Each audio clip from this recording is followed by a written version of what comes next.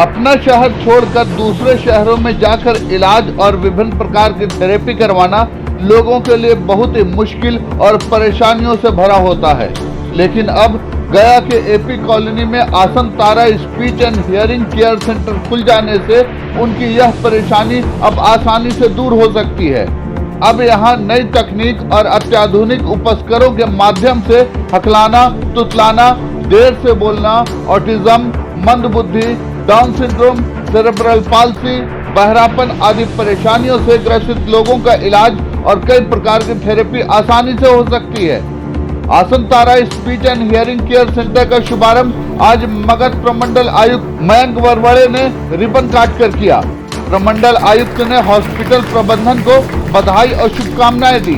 मुझे बड़ी खुशी है कि कुमार मनीष जी द्वारा जो शुरू किया गया यहाँ पे स्पीच थेरेपी सेंटर था, पहले भी चल रहा था और अब जिसको वृहद पैमाने पे शुरू किया गया यहाँ पर, और ऑक्यूपेशनल थेरेपी और फिजियोथेरेपी भी यहाँ पर कंबाइन की गई। इनको मैं विगत 1 वर्ष से जानता हूँ, ये बड़े मेहनती हैं और बड़े गुणी इंसान हैं और मैं इनको शुभकामनाएं देता हूँ कि आगे भी इनका कार्य अच्छा चलता रहेगा, बच्चे ठीक होते रहेंगे। कि काफ़ी बच्चे हैं गया में भी और सब जगह हैं, तो इसका लाभ सबको मिल सकेगा। मैं इसको बधाई देता हूँ। हमारे यहाँ सरकार की तरफ से भी, बिहार सरकार की तरफ से भी शुरू किए गए हैं, पर अधिकतर फिजियोथेरेपिस्ट हैं। कोशिश ये है कि समाज कल्याण विभाग के अंतर्गत ये स्पीच थेरेपी और ऑडियोमेट्री, ऑक्यूपेशनल थेरेपी ज़्यादा से ज़्यादा लोग आए।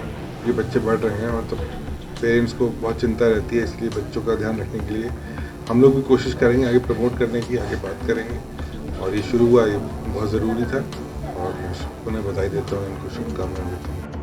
इस अवसर पर केयर सेंटर के डॉक्टर कुमार मनीष ने बताया कि क्लिनिक में नई तकनीक व अत्याधुनिक उपकरणों के माध्यम से स्पीच थेरेपी और ऑडियोलॉजी के साथ साथ ऑक्यूपेशनल थेरेपी की व्यवस्था है। उन्होंने बताया कि यहाँ पुनर्वास चिकित्सा की सारी टीम एक साथ बच्चों, वयस्कों व बुजुर्गों में होने वाली समस्याओं का निदान करेगी।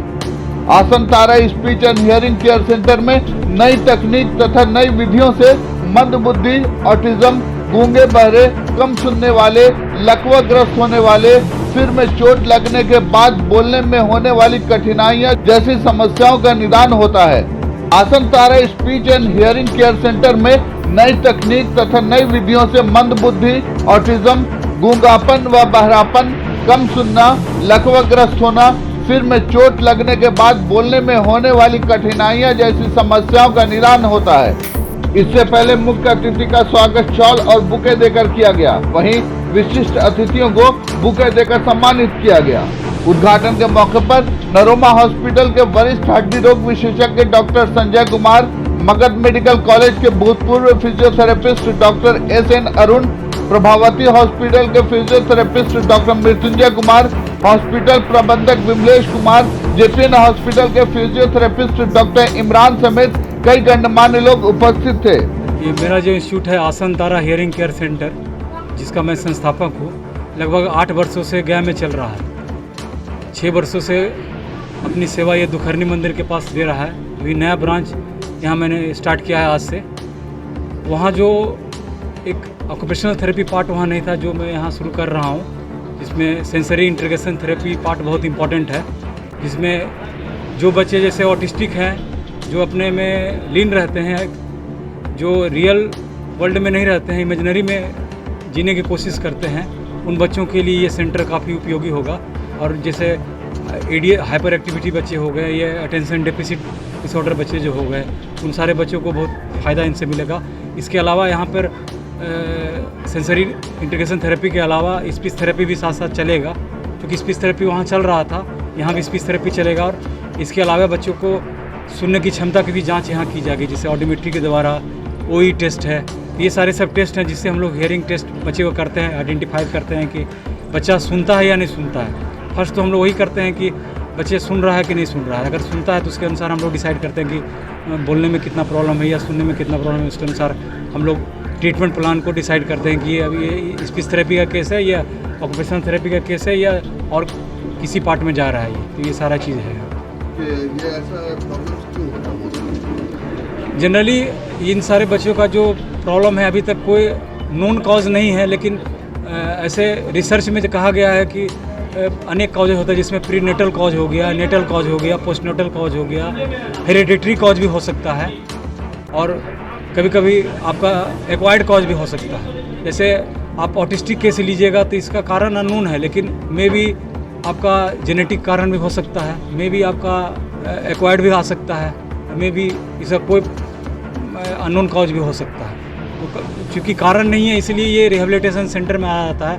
हम लोग उसको नॉर्मल को रिहेबिलिटेट करने की कोशिश करते हैं, क्योंकि कारण चूँकि अनेक है, इसलिए हम लोग इसका रिसर्चर मेडिसिन डेवलप नहीं कर पाया, इसलिए रिहेबिलिटेशन में ये हम लोग रिहेबिलिटेट नॉर्मलसी की ओर लाने की हम लोग कोशिश करते हैं। गया वासियों से मैं ये अनुरोध करता हूँ कि अगर इस तरह बच्चे अगर आसपास के एरिया में दिखाई पड़ते हैं, जो आपकी बातों की ओर ध्यान नहीं दे रहा है, जो आपकी बातों को सुन नहीं रहा है, जो लगता है कि नॉर्मल से हटकर कुछ कर रहा है, लगता है कि नॉर्मल में नहीं मैच कर रहा है या मिक्स कर रहा है, तो ऐसे बच्चों को ज़रूर ध्यान देने की ज़रूरत है, ताकि वो आपको आगे चल के फ्यूचर में अपना नॉर्मल लाइफ जी सके और आगे बढ़ सके। वो वरना ज़िंदगी, जैसे हर किसी को ज़िंदगी जीने का हक है, उसका भी अधिकार है।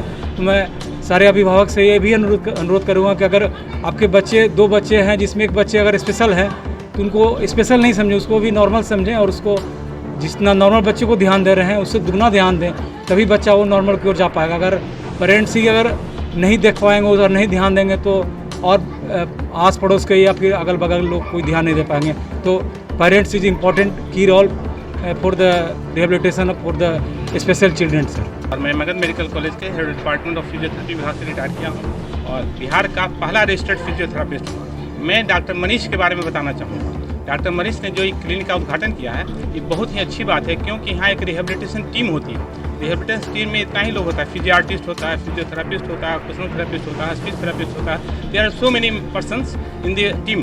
ही इज द मैंने की पोस्ट है जो स्पीच थेरेपिस्ट का। जैसे फिजियोथेरापिस्ट या सीपी का पेशेंट आता है, मानसिक रोग से पीड़ित रहता है, आवाज़ उसकी नहीं रहती है, लकवा मार देता है, आवाज़ नहीं चला जाता है, तो उसकी आवाज़ देने में इनकी बहुत ही अहम भूमिका है। साथ ही अभी इन्होंने एक चीज़ और ऐड किया है, दैट इज ऑक्यूपेशनल थेरेपी। गया शहर में ही नहीं बल्कि पूरे बिहार में ऑक्यूपेशनल थेरेपिस्ट तो बहुत हैं, लेकिन कोई ऑक्यूपेशनल थेरेपिस्ट नहीं करते हैं। मुझे कहते हुए कोई हिचकिचाहट नहीं होती। क्यों? ऑक्यूपेशनल थेरेपी माने होता है treatment with the help of occupation. गया में भी हैं, लेकिन लोग फिजियोथेरेपी करते हैं। मेरा कहना था, इनको मैंने सलाह दिया था कि अगर ऑक्यूपेशनल थेरेपिस्ट गया में अगर शुरू होती है तो दैट इज गुड थिंग, क्योंकि आप स्पीच कर ही रहे हैं, आपसे रिलेटेड ऑक्यूपेशनल भी है, फिजियो आपके बगल में हम हैं, आपको भी मदद करेंगे। क्योंकि टीम वर्क अगर होता है तो कोई भी मानसिक रोग या किसी तरह का विकलांग बच्चे हैं या न्यूरो का केस है, उसमें अहम भूमिका इनकी भी होती है। इतना मैं आपको कहना चाहूँगा। सिर्फ बच्चों के लिए या नहीं, बड़े लोगों का है। यस, अगर बड़े लोग जैसे पैरालाइज होता है तो होता है कि जिसका राइट 100% होता है, उसका स्पीच सेंटर लेफ्ट साइड में होता है। अगर उसको पैरालिसिस राइट साइड में है तो स्पीच इन्वॉल्व हो जाएगा। तो स्पीच इन्वॉल्व होगा तो फिर इनका जरूरत है। तो इनका अहम भूमिका है रिहेबिलिटेशन टीम में, इसलिए इनका क्लिनिक की मैं शुभकामनाएं तो देता हूं कि दिन दुगना रात तरक्की इनकी क्लिनिक करें। और एक ऐसे पॉश कॉलोनी में आया कि जहाँ डॉक्टर्स की फरमाइश, जैसा कि आप लोग जानते ही होंगे, है कि ना। तो इसलिए मैं इनका शुक्रिया अदा करता हूँ। क्यों कि इसलिए कि मुझे इन्होंने बुलाया, कमिश्नर साहब को बुलाया। There are so many physiotherapist is here like Imran and Mrityunjay. तो ये सब जो है एक टीम के अहम पार्ट हैं, और उसमें इनकी एक अच्छी कड़ी मिली गई हम लोगों के साथ। तो अच्छा होगा कि यहाँ के गया शहर के या मगध जोन का कह सकते हैं कि विकलांग ही नहीं, जो स्पीच से रिलेटेड हो, ऑक्यूपेशनल थेरेपी से रिलेटेड हो, उसमें इनका बहुत ही योगदान रहेगा और बहुत ही लाभदायक होगी, जनता के लिए बहुत ही अहम चीज़ है। जो ये मेरे बच्चे के साथ जो प्रॉब्लम है, उसको हम लोग तो एम्स वगैरह में दिखाए तो वहाँ पे बताया गया इसको ADHD बोलते हैं, और एक होता है स्पीच डिसऑर्डर भी बोलते हैं इसको। तो इसमें होता है कि बेसिकली कि नॉर्मल बच्चा का जो है ना, जैसे एक बार हम लोग बुलाए तो वो सुना, तो ये सुनता ही नहीं। आई कांटेक्ट वगैरह जैसे हम लोग इधर बोल रहे हैं तो आई कांटेक्ट तो इस टाइप का जो बिहेवियर है, इसके कारण क्या, अगर हम इसको इंटरवेन नहीं करेंगे तो ये उसी डायरेक्शन में चला जाएगा। तो उसके लिए बहुत सारा हम लोग स्पीच थेरेपी है, उसमें है कि कंसंट्रेशन पे फोकस करते हैं, जो हम कहें वही सुने। इसके लिए बहुत सारा डिवाइस है, लाइक कलर मैचिंग है, फिर हम लोग शेप मैचिंग कराते हैं। तो यहाँ आने पर यही सब चीज़ हुआ है। और उसके बाद बहुत सारा थेरेपी में जैसे कि वाइब्रेटर से वो किया जाता है, जिससे वो थोड़ा शांत हो, सेंस डेवलप हो, थोड़ा शांत भी होता है, और धीरे धीरे प्रोग्रेस हो रहा है।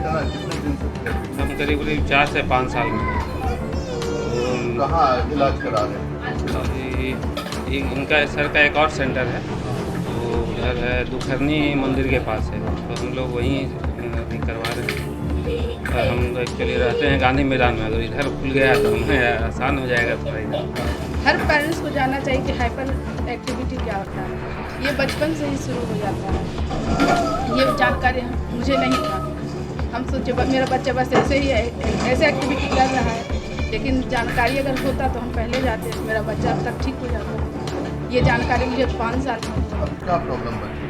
वो शांत से बैठता रहेगा, जो उसका मन होगा वो करेगा, जैसा उसका इच्छा हुआ बस वो करेगा, मेरा बात नहीं सुनेगा। तो आपके लिए कितना यूजफुल हो सकता है? बहुत हुआ है। पहले मेरा बच्चा एक जगह शांत से बैठता है, यहाँ आने के बाद अब बैठता है, चिल्ला के ही सुनता है, लेकिन आवाज़ देने से अब थोड़ा अब मेरे पास आ जाता है। हाँ, धीरे धीरे जैसे इम्प्रूवमेंट हो रहा है और होगा भी, जैसे थोड़ा थोड़ा जैसे जानकारी उसको हो रहा है, जैसे देने से बैठ खिलौना देते हैं तो बैठ के खेलता है या कलर करता है, सिखाने से सीखता है।